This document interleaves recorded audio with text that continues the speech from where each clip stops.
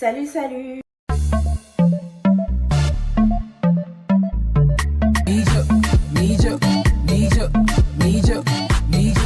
J'espère que vous allez bien. Fouf. Ça fait tellement longtemps que je ne me suis pas mise comme ça face caméra pour vous parler. Ça fait grave longtemps. Mais je ne vous dirai pas quand même que c'est mon retour parce que j'ai pas trop le temps actuellement. J'ai filmé un vlog, ça fait quoi, 2-3 semaines. J'ai même pas pu encore avoir le temps de me poser pour le monter. Donc pour vous dire que vraiment. Mais je tenais quand même à vous faire cette vidéo parce que pour moi, c'est important et j'ai l'impression que ça touche beaucoup de personnes actuellement en fait. Avant de commencer la vidéo, si c'est la première fois que vous passez par là ou si vous avez l'habitude et que vous n'êtes pas encore abonné, je vais vous demander s'il vous plaît de vous abonner, de liker la vidéo et surtout de la partager. Vraiment pour cette vidéo là, le plus important ça sera le partage parce que moi c'est un partage que je vais vous faire. Je sais que je ne pourrai pas toucher tout le monde parce que bien évidemment tout le monde ne me connaît pas ou tout le monde n'est pas vraiment familier à YouTube. Donc ce que je vais vous demander c'est vraiment de partager. Si ça vous a touché, si vous êtes d'accord avec ce que je vais dire, etc. Franchement, partagez. Il y a forcément une personne de votre entourage qui se trouve vraiment dans une période de doute, etc. Et peut-être que c'est vraiment ce message-là qu'elle attend, c'est de ce message-là qu'elle a besoin. Vraiment, ce que je vais vous dire, il n'y a rien qui vient de moi. Il n'y a vraiment rien qui vient de moi. Vraiment, tout vient de Dieu. Quand Dieu te fait des grâces, quand il y a quelque chose qui arrive dans ta vie, c'est vrai que, on va dire qu'il y a des moments où il faut le garder pour soi jusqu'à ce que ça soit mature, mais il y a des moments où il faut partager parce que on est des êtres humains et c'est parfois l'expérience de certains qui peut donner de la vigueur, qui peut donner encore de l'espoir à d'autres personnes. Donc c'est pour ça qu'aujourd'hui, je me tiens devant vous pour vous faire une nouvelle vidéo. C'est pas la première fois que je vous fais ce genre de vidéo. Je vous ai déjà fait des vidéos par rapport aux étudiants, par rapport à la galère des étudiants. J'ai déjà fait une vidéo, ça c'était vraiment très personnel, c'était par rapport à la recherche d'emploi, au travail, etc. Et vraiment c'est le thème même de cette vidéo-là. J'ai déjà fait une vidéo également pour mon témoignage. Et aujourd'hui je viens vous faire une autre vidéo, ça c'est encore un témoignage. Dieu n'a pas encore fini d'agir dans ma vie, mais vraiment, je me dis que ça peut donner un regain d'énergie à quelqu'un. Donc, let's go, je vais arrêter de parler. Alors, tout commence en 2020, on va dire. Là, je vais dire, ouais, 2020. Vraiment, fin 2020, on va dire novembre 2020, où j'ai trouvé un travail en banque. J'avais trouvé un CDI en banque, j'avais fait des entretiens, etc. Et les entretiens avaient été concluants, donc j'ai été contactée par mail comme quoi oui, finalement votre candidature est retenue, vous êtes prise pour ce poste et il y a des RH qui vont vous contacter dans les jours à venir. Moi j'étais hyper contente parce que je revenais d'un stage. À la base, moi j'ai fait j'ai eu un master 2 en audit et contrôle de gestion.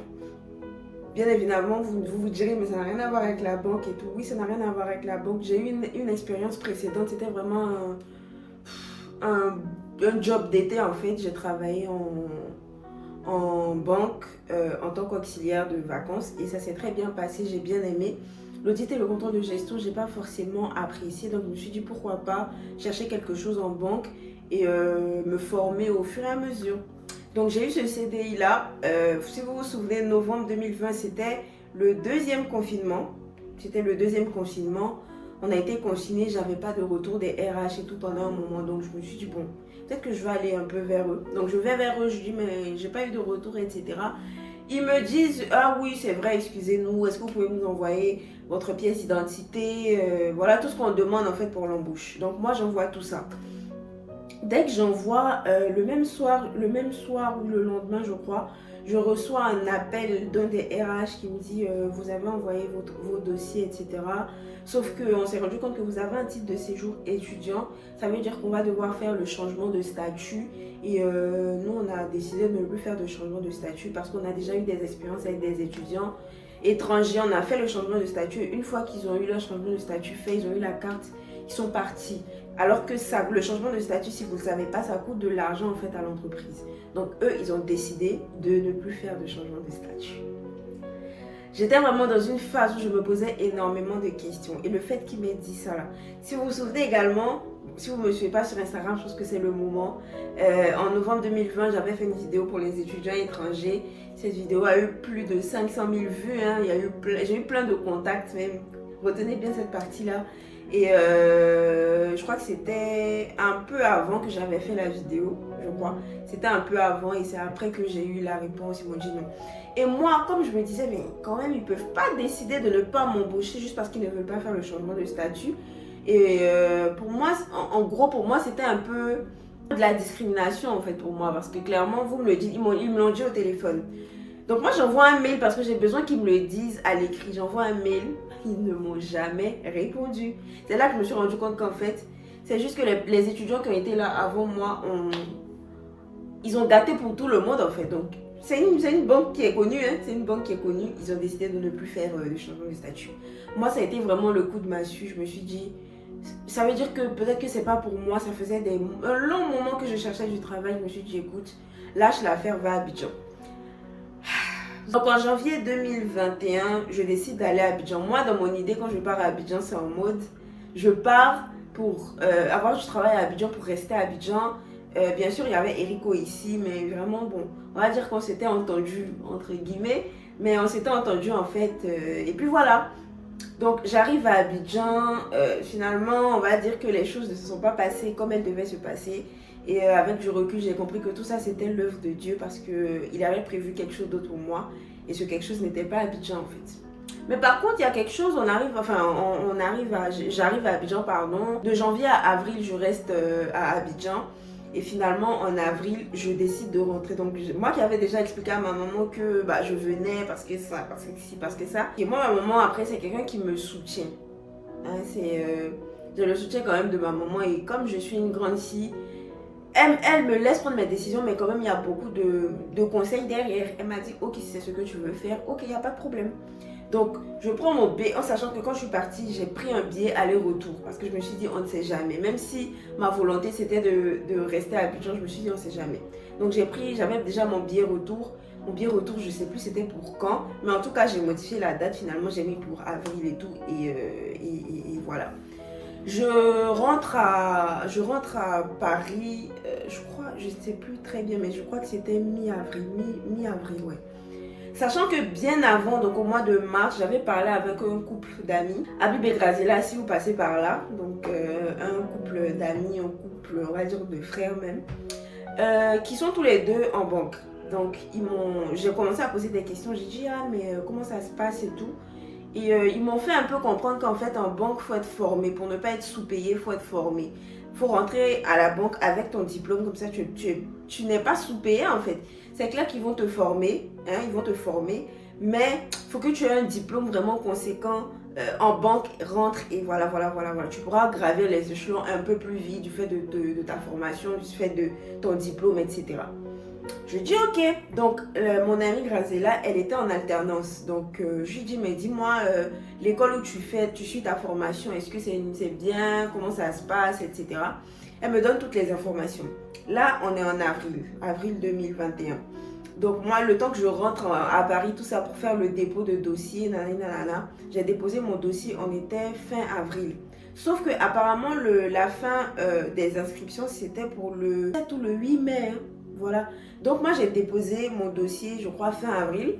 Ce que j'ai oublié de vous dire, c'est que mon titre de séjour expirait le 18 mai 2021. Très précisément le 18 mai 2021. Moi, je ne savais pas, bon, en tout cas, c'est ce que les gars m'ont fait comprendre à l'école, je ne savais pas que si mon titre de séjour n'était pas valide, c'est-à-dire si je n'avais pas de pièce d'identité française valide, je ne pouvais pas suivre les cours. Je ne le savais pas du tout. Donc, moi, j'envoie mes dossiers et ils prennent un peu de temps. J'envoie le dossier un peu avant le 7, la date butoir, peut-être le 3 ou le 4, j'envoie le dossier, je reçois un accusé de réception et tout, on me dit on a bien reçu, on va étudier, etc. Ok. La date, le 18 mai arrive pour l'expiration de mon titre de séjour. J'ai pas de retour, mais moi je me dis j'ai envoyé mon dossier bien avant, mon titre n'avait pas encore expiré, donc voilà. Le 19 mai, comme par hasard, le lendemain de l'expiration, ils m'envoient un mail, ils me disent... on n'a pas forcément de problème avec votre dossier, etc. Mais sauf que votre titre de séjour n'est pas valide. Donc, allez chercher au moins un récépissé et revenez parce que là, on ne peut pas vous accepter. J'étais en bout de mais si eux, ils m'ont refusé, ça veut dire que les autres écoles vont me refuser. Si je n'ai pas de certificat de scolarité, comment je peux renouveler mon titre, comment je peux demander un récépissé. Vraiment, vous connaissez la préfecture, c'était un gros bourbier. Donc, je commence à réfléchir et tout. Ce qu'il faut savoir, c'est que quand j'étais en recherche d'école, et je cherchais l'école et l'alternance en même temps, fin avril, on va dire, fin avril, j'ai une amie, Patricia également, si tu passes par là, qui m'envoie un lien Facebook. Elle m'envoie ça sur WhatsApp. Donc, je clique sur le lien, je vois que c'est une neuvaine, c'est une prière en fait. Et au fur et à mesure, je me rends compte que c'est une neuvaine, c'est prévu pour tel jour, etc. La neuvaine, c'était pour le mariage, la famille et le travail à Saint-Joseph. Les catholiques, vous connaissez Saint-Joseph. Donc quand j'ai vu ça, je me suis dit, il faut que je fasse cette neuvaine. Savoir que moi, j'avais déjà fait des neuvaines avant, mais je me suis rendu compte en faisant la neuvaine avec ce groupe de prières là, je me suis rendu compte que le fait qu'on fasse des neuvaines de la mauvaise façon aussi peut bloquer en fait nos prières, dans le sens où une neuvaine, c'est pas le fait de réciter. C'est-à-dire, par exemple, si on a dit la neuvaine à Marie qui défait les nœuds, tu vas prendre la prière à Marie qui défait les nœuds, tu vas réciter, etc. C'est pas comme ça qu'on fait une neuvaine, en fait. Et c'est là, en suivant la neuvaine avec le groupe de prière, que j'ai su comment réellement faire une neuvaine, en fait. On a fait la neuvaine pendant 9 jours. Vraiment, c'est très évident et tout. Mais je ne peux pas vous dire la paix que ça m'a procuré en fait. J'ai pris vraiment du plaisir. Du premier jour au dernier jour. J'ai vraiment ressenti la paix. En fait, je ressentais ça. La neuvaine m'a fait énormément de bien. Jusqu'à présent même là, je prie que Dieu puisse bénir mon amie qui m'a envoyé ce lien là. Elle n'avait pas forcément idée de ce que je traversais ou de ce que je cherchais, une alternance, etc. Elle m'a envoyé ça spontanément. Donc, première leçon, le Seigneur met toujours des personnes dans vos vies. Le Seigneur va toujours placer des personnes qui vont vous aider à accomplir son dessein. Parce que lui-même, il ne va pas descendre. Comme K.S. Bloom dit là, Dieu ne pile pas foutu. Il va te donner l'eau, il va te donner banane, il va te donner moitié, il va te donner manioc. Maintenant, c'est à toi de faire ton goût. Donc, il envoie des personnes, il ne va pas lui-même descendre pour venir dire, tiens, fais cette neuvaine. Non, il va positionner des gens en fait. Donc, j'ai fait la neuvaine et tout. Je vais vous laisser également la page Facebook parce que dans le précédent témoignage que je vous avais fait, je vous avais laissé également la page Facebook. Pour ceux qui ne me suivent pas sur Instagram, c'est le moment de me suivre. Actuellement en story, j'ai décidé de partager avec mes abonnés, de mettre le lien du premier jour au 9e jour. C'est-à-dire qu'aujourd'hui, c'est le premier jour. Bon, le moment où la vidéo sortira, bientôt, bien sûr, ça sera passé. Mais je vais le laisser quand même comment on dit, dans les bullets là. Je vais le laisser à la une en fait, donc vous aurez quand même le lien. Du 1er au 9e jour, je vais laisser. Et si vous pouvez, suivez la page, c'est de Lucrèce E. Il s'appelle Efferlin de Lucrèce. Et très franchement, moi, prier avec lui, vraiment, voilà. Ça ne s'explique pas. Je reviens à mes moutons. Donc, l'école me dit que c'est pas possible et tout. Moi, je suis en panique, totale panique. Je vois l'adresse de l'école, je décide de me déplacer. Donc, je me déplace, je vais à l'école directement. Je tombe sur une dame et tout qui commence à... Vraiment, quand il faut dire, elle a parlé sur moi en fait. Comme c'est une maman en fait, vraiment. Elle doit avoir l'âge de ma maman, mais elle m'a vraiment crié dessus. Pourquoi tu t'y es pas prise tôt, nanana. Je lui ai expliqué en fait les conditions dans lesquelles je suis en train de faire ça. C'est vraiment quelque chose que je veux. Au départ, elle me disait non, c'est pas possible et tout. Les candidatures sont bouclées, ça vient pas de moi, etc. J'étais en mode ok. Donc j'étais en mode je priais jusqu'à... Parce que si j'ai pas de certificat de scolarité, je peux pas renouveler mon titre de séjour. Je suis revenue en France, pourquoi en fait? Ok, bref. Donc on va dire, là on était à 19 mai, 20 mai comme ça. On va dire mi-juin. Ouais, mi-juin. Finalement, la dame me dit oui, c'est vraiment une exception qu'on fait pour vous. Et parce que j'ai vu que vous êtes vraiment très motivés, etc. Et j'ai des enfants de votre âge, etc. Mais la prochaine fois, faites vie. Je dis ok là, mais j'ai compris. Mais c'est comment? Donc elle me dit ok, mais vraiment vous avez le certificat de préinscription, parce que c'était ça. Vous avez le certificat de préinscription sous réserve que vous obteniez une alternance. 1er septembre 2021, je devais avoir une alternance. Donc, ça commence. La course, vous avez déjà vu les 2 dates butoirs. J'avais le 18 mai 2021. Là, maintenant, on me donne 1er septembre pour trouver une alternance. Sachant que j'avais pas encore de titre de séjour. Donc, j'ai déposé au moment où elle m'a donné le certificat, j'ai déposé et tout.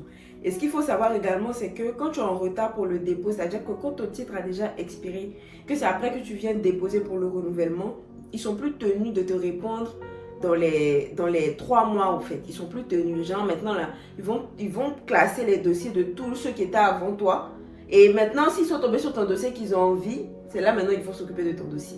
En temps, moi j'avais juillet, août uniquement pour trouver une alternance. Vous-même, vous savez, s'il y a des personnes qui ont une alternance ou il y a des personnes qui en cherchent, vous savez comment c'est difficile de trouver une alternance. J'avais pas forcément d'expérience en fait en banque, donc c'était assez compliqué en fait. Donc je commençais à postuler partout. Moi j'avais vraiment une banque où je voulais entrer. D'ailleurs c'est la banque dans laquelle je suis, mais j'avais vraiment une banque dans laquelle je voulais entrer en fait. Donc je commençais à postuler partout. LinkedIn, Indeed, Monster. Vraiment, j'ai utilisé tous les moteurs de recherche pour postuler. Dès que je vois une annonce, je postule. Et en juillet, il n'y avait rien du tout. En fait, pour vous dire, je passais vraiment, littéralement, tout mon temps à pleurer. En fait, je peux être en train de prier, je pleure. Mais vraiment, c'était des larmes de... Je suis fatiguée, je suis épuisée. Vous savez, vous êtes dans des moments parfois où, en fait, vous-même, vous ne savez plus quoi faire en fait. Vous vous questionnez énormément, vous posez beaucoup de questions, mais pourquoi si, pourquoi ça et tout. Et je me disais intérieurement, mais Seigneur, là j'ai 2 problèmes en fait. J'ai 2 problèmes dans le sens où je n'ai pas d'alternance et je n'ai pas de titre de séjour. Même s'il y a un problème qui est résolu, par exemple, même si on va dire que je trouve mon alternance, je n'ai pas de titre de séjour, il n'y a rien qui me garantit que mon titre de séjour va sortir. Si j'ai mon titre de séjour et je n'ai pas l'alternance, en soi, ça me sert à rien en fait concrètement. Moi, c'est l'alternance que je veux, donc par ricochet mon titre de séjour. Ah, Dieu c'est quelqu'un. Dieu c'est quelqu'un.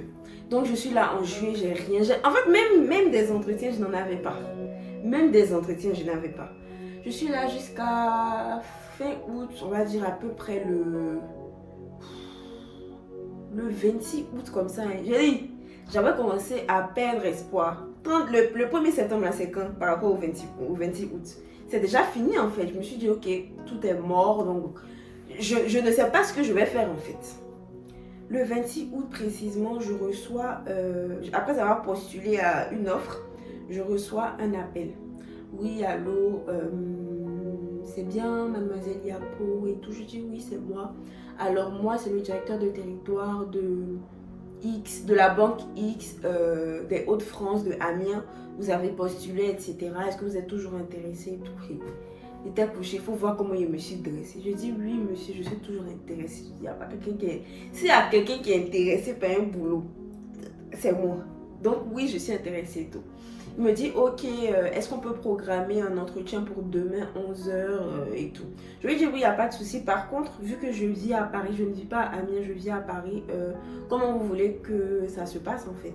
Il me dit, non, vous n'avez pas besoin de vous déplacer, on va le faire sur Skype. Donc il me dit, par contre, il y aura moi et il y aura le responsable marketing également du territoire qui sera avec moi et tout. Je lui ai dit, ok, il n'y a pas de problème. Donc le lendemain, moi à 11h je suis prête et tout, je dépose mon ordi, etc.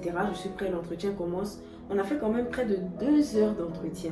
Mais je n'ai même pas vu le temps passer. C'était le meilleur, à chaque fois que j'en parle, je me dis mais waouh, c'était le meilleur entretien de ma vie. En fait, on a parlé de tout ce que j'aime. On a parlé de football, si vous me suivez, vous savez que j'aime beaucoup le football. On a parlé de création de contenu, on a parlé de YouTube, etc.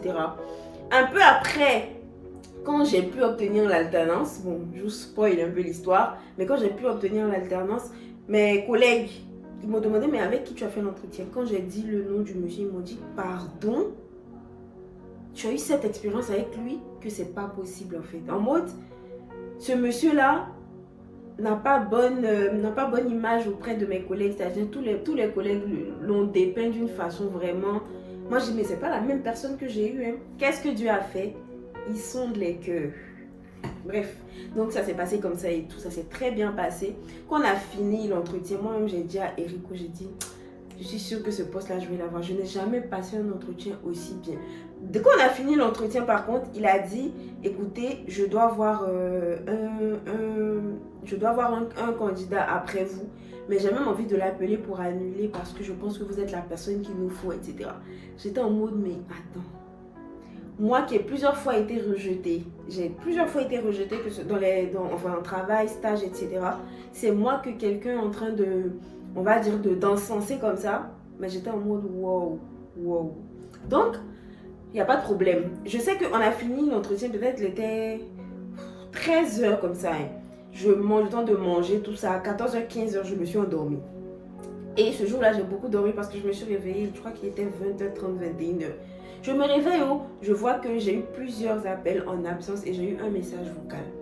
Donc j'étais avec Erico, je dis, c'est le numéro du monsieur en fait. Il me dit, mais tu es sûre de toi? Je dis, oui, je suis sûre, mais on ne sait jamais en fait. Donc je ne le rappelle pas parce qu'il se fait tard quand même. Je décide d'écouter le message vocal. Oui, Marie-Joëlle, c'est monsieur le directeur de territoire de l'agence, de la banque X, Damien. C'était juste pour vous dire que votre candidature est retenue. J'étais super heureuse. Ma joie était un petit peu de coup durée parce que 10 minutes après, je me suis assise, je me suis dit, là, on est le 27 août, je n'ai pas de titre de séjour.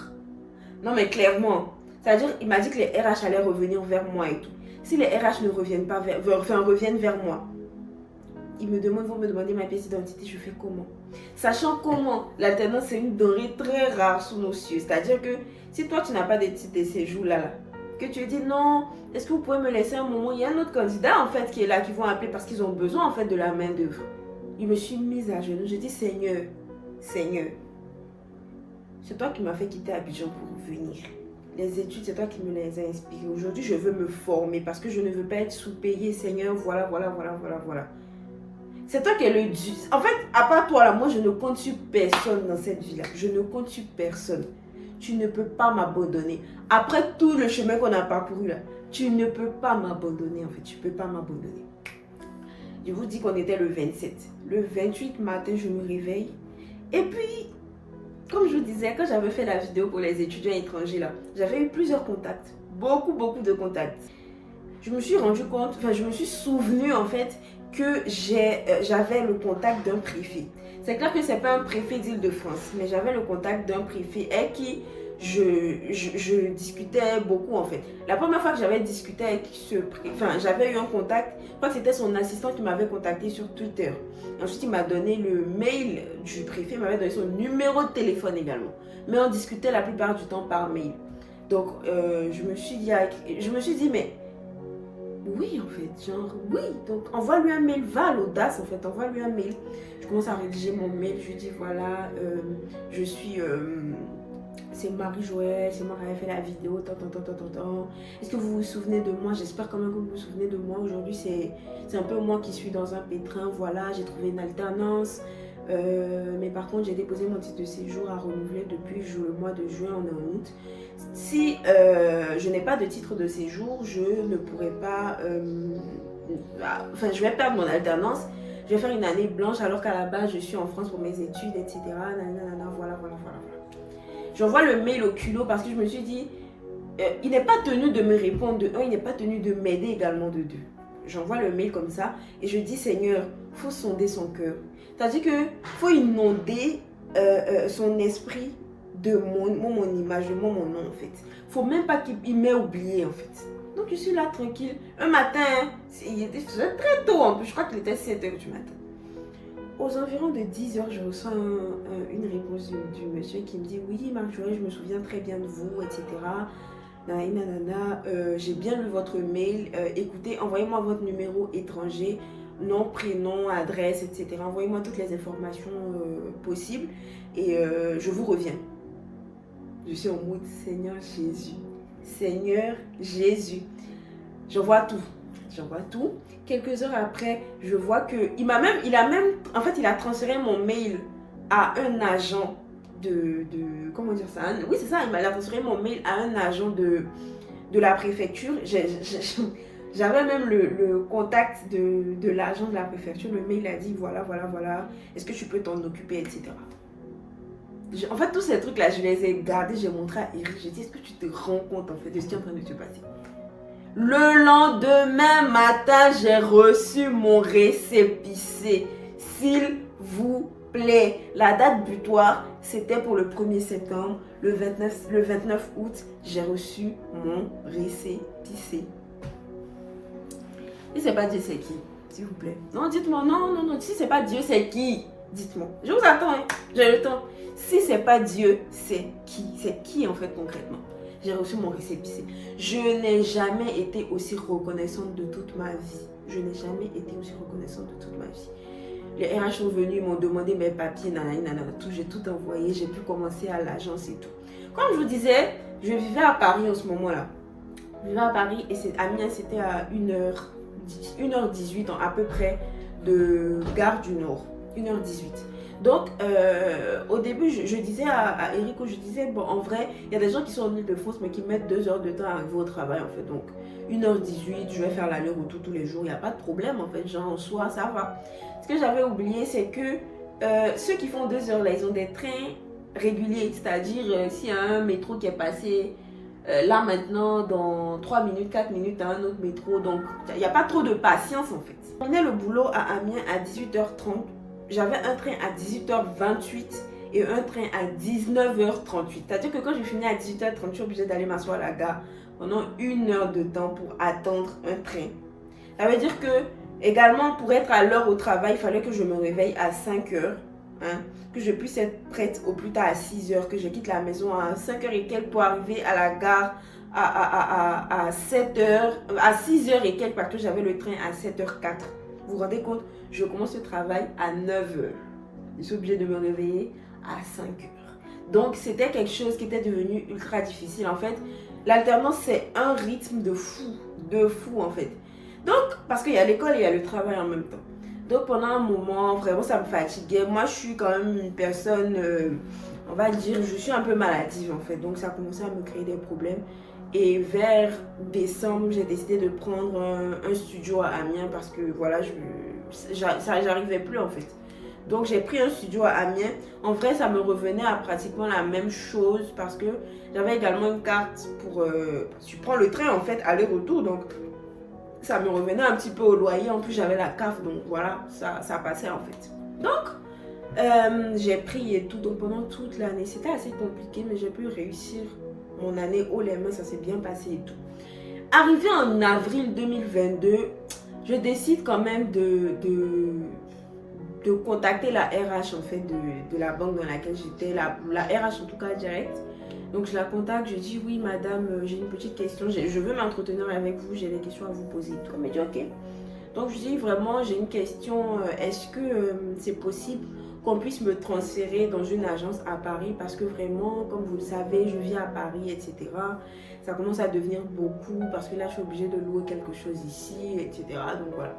Clairement, la dame me dit, par contre, Marie-Joëlle, je vous arrête tout de suite, c'est pas possible en fait. La mobilité, c'est seulement pour les gens qui sont en CDI et vous, c'est pas possible en l'occurrence parce que vous êtes dans un contrat de CDD, une alternance. C'est pas possible. Elle a commencé à monter sur ses grands chevaux, Elle a commencé à dire oui, c'est pas possible. On peut vous transférer dans une agence du territoire, mais on ne peut pas changer de territoire carrément. C'est-à-dire quitter le Hauts-de-France, vous envoyer en Île-de-France, c'est impossible. Si vous voulez, on peut faire une rupture à l'amiable. On va rompre le contrat et vous trouvez une autre alternance. Parce que mon contrat d'alternance était 2 ans. Vous trouvez une autre alternance et tout. J'étais en mode meuf. Calme-toi en fait. Je t'ai pas dit que je vais démissionner. C'est juste une question, c'est juste des questions que je vous pose en fait. Elle me dit ok, en tout cas c'est pas possible et tout, ça n'existe pas et tout. Je dis ok, comme vous voulez. Donc je me suis dit, vu qu'elle m'a dit que c'est impossible, c'est pas possible et tout. Je dis ok, y a pas de problème. Donc moi je suis dans mon coin et tout. Et arrivé à un moment, je me dis vraiment, ça commence à être trop difficile en fait. Donc moi je vais y aller. En fait moi je suis quelqu'un de... Je peux être très réservée, mais je suis quand même très culottée en fait. C'est-à-dire, moi je vais vraiment au culot. Soit ça passe, soit ça casse. Je me suis mise sur LinkedIn. J'ai tapé le nom de la banque. J'ai tapé responsable, le nom de la banque. Et tous les profils sur lesquels je tombais. Tous les profils où je vois que tu travailles dans cette banque-là. je t'envoie un message. J'avais déjà un message préétabli. Oui, actuellement je suis dans telle banque à Amiens, mais j'ai besoin qu'on puisse me transférer, nanana, parce que, etc. Je tombe sur un profil et j'envoie. J'ai envoyé une centaine de messages sur LinkedIn. À cause de ça, même, il a payé LinkedIn Premium. Parce que il y a des personnes, si tu n'as pas LinkedIn Premium, tu ne peux pas leur envoyer des messages. Donc j'ai envoyé et tout. Il y a une personne qui m'a répondu. Il y a un monsieur qui m'a répondu et pas des moindres. Ce monsieur-là, comme je le dis très souvent, j'ai l'impression, j'aime pas l'impression, je suis sûre et certaine que c'est Dieu qui l'a mis sur mon chemin. Donc il me répond, il me dit ah mais c'est bien, je trouve que vous avez une belle prise d'initiative, etc. Voilà mon numéro, voilà mon adresse mail, vous pouvez m'appeler, etc.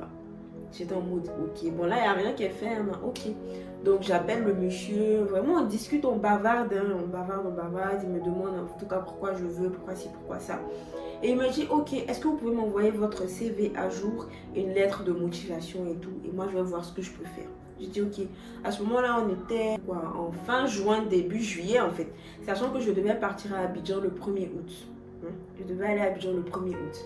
Donc s'il y a quelque chose qui devait être fait, il fallait que ça se fasse vraiment en juillet. Là, en fait, si ça n'avait pas été fait, je comprenais que si on devait attendre la prochaine, parce que la prochaine rentrée c'était septembre 2022, si on attendait la prochaine rentrée, ça allait être mort parce qu'on ne peut pas me transférer en beau milieu de l'année en fait. Donc voilà. Donc je suis là jusqu'à on discute souvent et lui me fait comprendre qu'en fait il va en vacances. Il part en vacances, donc à un moment si j'arrive plus à le contacter, c'est parce qu'il est en vacances et tout. Je dis oui parce que moi-même je pars en vacances également, je pars en Côte d'Ivoire et on ne pourra plus se joindre au téléphone, mais par contre mon LinkedIn est ouvert à tous les moments, dès qu'il y a quelque chose, dès que vous avez besoin de quelque chose en tout cas, envoyez-moi un message, je suis disponible sur LinkedIn en fait. Il me dit ok. Donc moi je vais à Abidjan tranquillement, le séjour se passe bien et tout. Donc quand le séjour commence à finir, je me souviens qu'il a laissé un travail en France en fait. Donc j'ai dit hey, j'ai pas eu de nouvelles du monsieur, ça je suis sûre que c'est mort et tout parce que là c'est un peu tard et tout. Donc moi je me fais à l'idée que je vais rester encore une année à Amiens. Sachant que avant de partir à Abidjan, j'ai libéré la maison parce que ça allait commencer à devenir trop en fait en termes de dépenses et tout. Donc j'ai libéré la maison. J'ai dit à Enrico que vraiment je vais attraper mon cœur et comme me le dit à Abidjan, je vais prendre courage, je vais faire une année en aller-retour. Sachez que je suis en Master 2 là, je suis à la fin là, mais en tout cas Master 2 c'est pas Master 1, il y a beaucoup de choses à faire et tout. Tu as besoin d'énormément de concentration, etc. Mais je me suis dit, mon Dieu va m'aider en fait. Moi j'étais là. Et sachez que j'avais fait une prière également à Dieu, j'avais dit pardon Seigneur, c'est toi en fait qui a permis que tout ça soit possible. Moi, la prière que je veux te faire, c'est d'être transféré. C'est vrai qu'ils ont dit que c'est pas possible, mais à toi, il n'y a rien d'impossible en fait. Là où la main des hommes s'arrête, c'est là où la tienne commence. Il y a une règle qui dit que ça ne se fait pas, que c'est impossible. Non. Juste pour moi là, là, il y aura une règle qui va dire que oui, c'est possible. Et je te fais confiance Seigneur, je sais que par toi, tout est possible en fait. En ton nom, tout est possible. Voilà, Abidjan et tout, arrivé à un moment, je me suis dit, bon, c'est mort en fait. On revient en France et tout. Je retourne au travail. Le matin, j'arrive, je vois, j'ai plusieurs collègues qui sont un peu surpris de me voir en fait. Ils me disent, mais t'es encore là toi, je pensais que t'étais partie et tout. Donc il y a au moins 4 collègues qui m'ont posé la question. J'étais en mode, on m'a renvoyé et puis ils ne savaient pas ou bien, aïe. Parce qu'il n'a pas reçu des mails pour dire qu'on me renvoie. On ne peut pas me renvoyer. Je ne comprends pas en fait. Je me connecte et tout.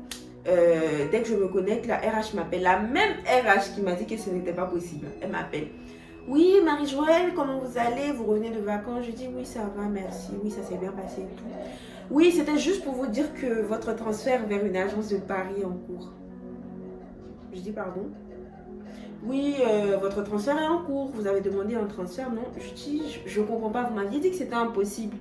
Et j'ai pas fait de demande explicite. Je vous ai pas fait de demande explicite. J'ai rien signé, etc. Donc je ne comprends pas en fait. Vous avez contacté quelqu'un, vous avez contacté telle personne et c'est cette personne-là qui a demandé que vous soyez transféré, etc. Et c'est vraiment une exception. C'est quelque chose qu'on ne fait pas d'habitude, mais c'est une exception et tout. Quand elle a vu ça, quand j'ai rapproché, mes larmes ont commencé à couler. J'ai dit, Seigneur, vraiment ceux qui ne croient pas en toi, là, vraiment, c'est des débiles. Ils ne peuvent pas comprendre qu'on soit dans ce monde-là Et il y a des gens qui ne croient pas en Dieu. Il y a des gens qui ne croient pas en Dieu. C'est grave en fait. Pour moi, c'est trop grave. C'est trop grave. Hein? C'est comme ça que j'ai été transférée. Hein? Tout simplement, c'est comme ça que j'ai été transférée. J'ai été transférée dans une agence même qui est... moi qui faisais vraiment... Je sortais de chez moi à 5 h. Je rentrais à la maison, il était 22 h avant. Là, je finis le travail à 17h30, à 18h, 18h15, je suis chez moi en fait. C'est pourquoi je vous ai raconté ce témoignage-là. C'est tout simplement pour vous donner un conseil. Aujourd'hui, tu es dans une situation, on va dire, assez difficile pour toi. Tu es dans une situation où tu ne te retrouves pas. Tu te dis, mais j'ai demandé ça à Dieu, je ne comprends pas pourquoi il ne m'a pas donné tout. Tourne juste ta tête et puis regarde à ce qu'il a déjà fait pour toi. Regarde à ce qu'il a déjà fait pour toi en fait. Et puis demande-toi pourquoi il n'a pas encore fait ce que tu as demandé là. Le Dieu compris, Jésus-Christ de Nazareth là, c'est le Dieu du temps et des circonstances. Il t'aime plus que toi-même tu ne t'aimes. Donc il connaît tes besoins plus que toi-même. Tu ne lui apprends rien. Quand tu pries là, c'est de la supplication, sinon tu ne lui apprends rien. Lui il sait ce dont tu as besoin en fait. S'il ne te donne pas, soit c'est parce que ce n'est pas le moment, soit c'est parce que ce n'est pas pour toi. Ce que tu es en train de lui demander, toi en tant qu'être humain, tu as l'esprit humain, etc. Tu te dis oui, par exemple, je sais pas, j'ai besoin d'une voiture et tout. Seigneur, moi j'ai besoin d'une voiture. Il a la possibilité de te donner cette voiture. C'est rien en fait pour lui. Il a la possibilité de te donner cette voiture. Mais lui, il voit devant. S'il voit que devant, c'est cette voiture-là qui va t'éloigner de lui. C'est le fait que tu aies cette voiture-là qui va te rendre arrogant. C'est le fait que tu aies cette voiture-là qui va te rendre méprisant à l'égard des autres. C'est le fait que tu aies cette voiture-là qui va te causer un accident devant, qui va causer ta mort prématurée. Il ne va pas te donner. Il ne va pas te donner, ou bien il ne va pas te donner ça maintenant. Parce qu'il a besoin que tu fasses un travail sur toi d'abord. Pour ne pas être arrogant demain. Pour ne pas que tu aies l'accident. Il a besoin que tu fasses un travail sur toi. Donc Dieu, là, il connaît mieux ce qui est bien pour nous que nous-mêmes. Si Dieu tu as demandé quelque chose à Dieu, d'un cœur sincère, d'un cœur pur, et que tu sais que ce que tu es en train de demander à Dieu, c'est vraiment parce que voilà. Et ce n'est pas pour faire du mal à autrui, ce n'est pas pour faire la concurrence à autrui surtout. Pourquoi il ne va pas te donner? Quand on va te rire, tu vois ça comment? Pourquoi il ne va pas te donner? Il va te donner en fait, il va te donner, mais sauf que ça peut ne pas être pour toi, ça peut être quelque chose qui n'a pas prévu pour toi. Quand on prie là, de un, on n'a qu'à demander la volonté de Dieu. Je m'inclus dedans parce que moi je suis dedans. En tant qu'être humain, vous voyez tout ce que Dieu a fait pour moi. Moi, il peut me permettre aujourd'hui de dire que ah Seigneur, t'as demandé ça, tu ne m'as pas encore donné. Jusqu'à y commencer à dire, à commencer à douter de lui. Ça, c'est être vraiment ingrat en fait. C'est être ingrat. Est-ce que tu n'as pas un toit pour dormir? Tu as un toit pour dormir. Tu manques de nourriture, tu ne manques pas de nourriture. Tu as la santé, oui, tu as la santé. Alors qu'il y a des personnes qui sont couchées à l'hôpital, des personnes qui ne peuvent rien faire, des personnes, voilà. Toi, tu as encore tout ça là. Il faut savoir que tu as du prix aux yeux de Dieu. Dieu va te donner ce qu'il faut, ce qu'il te faut, ce qu'il a prévu pour toi. Là. Il va te le donner en temps et en heure. Et puis Dieu, quand il donne les choses, il n'y a pas mais dedans. Il n'y a pas à faire de suppositions. Genre, ça là, il y a ça, mais il n'y a pas ça. Quand il te donne quelque chose, il te donne tout, un coup bas. C'est là comme ça. Tu n'as même pas le temps de dire, mais tout est là, structuré, calculé, tout est là. Donc vraiment, c'est ce témoignage-là que je voulais vous faire. Vraiment, attachez-vous vraiment à Dieu. Attachez-vous à Dieu. N'oubliez jamais de le prier. Moi-même, je ne suis pas la meilleure des chrétiennes. Je ne suis pas quelqu'un tous les jours qui va se mettre à prier, etc. Non. Je ne suis pas... Il n'y a pas à vous mentir. Je ne suis pas comme ça. Donc, si à moi, Dieu offre ce genre de grâce-là, pourquoi à vous? Il sait qu'on est des pécheurs. Il faut savoir s'humilier pour demander pardon à Dieu. Et puis, il faut savoir parler à Dieu. Prier, là, ce n'est pas seulement fermer tout et puis crier dans la maison. Ce n'est pas ça. Tu peux être en train de parler même et puis tu es en train de prier, en fait. Tu es en train de louer ton Dieu. Parfois, là, tu n'as rien à dire. Mets juste une musique. Et puis, commence à chanter, commence à louer. Tu vas voir. Souvent, là, ce n'est pas que tu as... Souvent, en fait, en tant qu'être humain, souvent, là, tu es tellement dépassé par tes soucis que la parole même ne sort même pas de ta bouche. Il faut mettre une prière, il faut mettre une musique. Commence à chanter, commence à louer, etc. Tu vas voir. Et puis quand vous faites des prières, ce que j'ai oublié de vous dire aussi, quand on fait des prières, il faut poser des actes prophétiques. Par exemple, moi, quand il faisait la neuvaine, justement, là, il avait demandé qu'on pose des actions prophétiques, en fait. Moi, je suis allée acheter habits de travail en banque. Je suis allée acheter habits de travail. Et puis, il faut écrire aussi ces prières. Il faut matérialiser ce que tu veux là. Par exemple, Seigneur, je veux travailler à Carrefour. Je veux être responsable de rayon à Carrefour. C'est un exemple que je donne. Tu écris Seigneur. Il faut être vraiment précis. En fait, là où tu veux être, je veux être responsable de rayon à Carrefour, Paris, à côté de la Tour Eiffel, à côté de... Il faut être vraiment précis dans ce qu'on demande à Dieu. Il faut poser des actions prophétiques. Tu veux un enfant? Est-ce que c'est d'un enfant que tu as besoin? Ok. C'est un enfant que tu veux? Ok. Va payer poussette. Va payer berceau. Va payer habit d'enfant. Va faire ci, va faire ça. Mais vraiment, il faut poser des actions prophétiques. Comme si tu as déjà obtenu en fait ce que tu es en train de demander. Là. Ça va venir, tu vois. Si en tout cas c'est ce que Dieu a prévu pour toi, ça va venir. Donc c'est sur ces paroles-là que je vais vous laisser. La vidéo est déjà assez longue. J'espère que ce témoignage-là va pouvoir redonner un peu un élan de foi à quelqu'un. N'hésitez pas encore une fois à partager, s'il vous plaît, partagez. Partager, ça peut faire du bien à quelqu'un et puis voilà. Donc que Dieu vous bénisse, vraiment que Dieu vous bénisse, qu'on reste attaché à sa parole. Et puis voilà. Moi je vous laisse, portez-vous bien et puis gros bisous.